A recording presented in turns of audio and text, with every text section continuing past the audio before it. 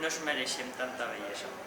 Així és com comença el llibre Quan s'apague la llum, de Joanjo Garcia. Un thriller juvenil que reflexiona sobre el canvi climàtic. No pots obrir fins que arribes a casa. Un acomiadament suposa l'inici d'una aventura per descobrir la vida oculta, el treball misteriós i les conseqüències de l'acció humana.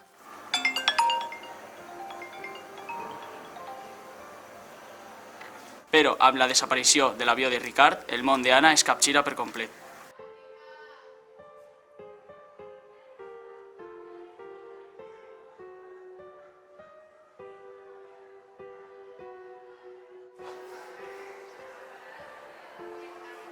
Missatge d'alerta, successos misteriosos.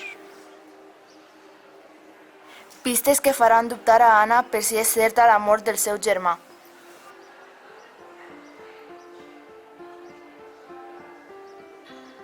A poc descobrirà que hi ha persones molt pròximes disposades a arribar molt lluny. I viatjarà fins a Islàndia, el lloc on va començar fa sols 3 mesos. Fins on pot arribar l'egoisme de la raça humana?